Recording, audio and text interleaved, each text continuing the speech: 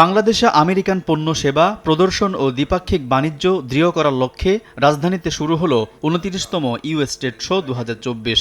American chamber of commerce in Bangladesh ও ঢাকার যুক্তরাষ্ট্র দূতাবাসের আয়োজনে বৃহস্পতিবার রাজধানীর হোটেল ইন্টারকন্টিনেন্টালে শুরু হয় এই প্রদর্শনী।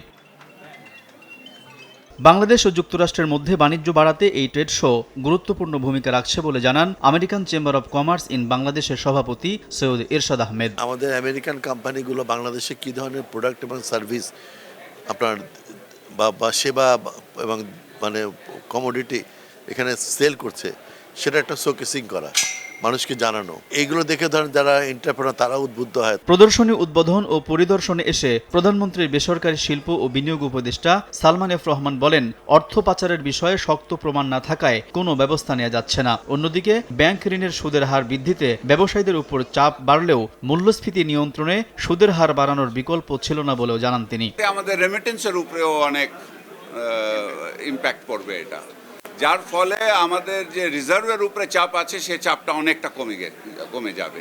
অনেক দিন থেকেই বলে আসতেছি ইন্টারেস্ট রেটটা বাড়বে, ব্যবসায়ীদের উপরে অনেক সিরিয়াস একটা চাপ পড়বে।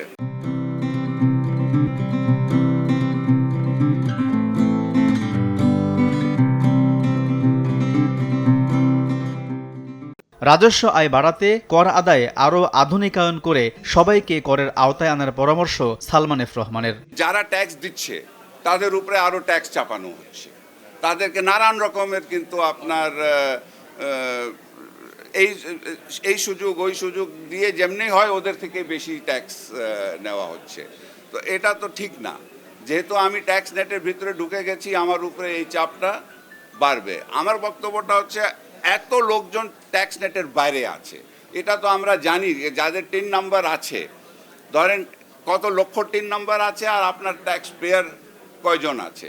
তো আমার কথাটা হচ্ছে কি, আমাদেরকে ট্যাক্স নেটটা যেটা আছে এটাকে আমাদের বাড়াইতে হবে। যারা আমাদের ট্যাক্স দিচ্ছে না তাদেরকে আমরা নিয়ে আসতে হবে। ৩ দিনব্যাপী এই প্রদর্শনীতে ৪৪টির বেশি প্রতিষ্ঠানের তৈরি শতাধিক মার্কিন পণ্য ও সেবা প্রদর্শন করা হচ্ছে। প্রতিদিন সকাল ৮টা থেকে রাত ১০টা পর্যন্ত থাকবে সবার জন্য উন্মুক্ত। প্রদর্শনী চলবে আগামী ১১ মে পর্যন্ত। আলতাফ হোসাইন, সময় সংবাদ, ঢাকা।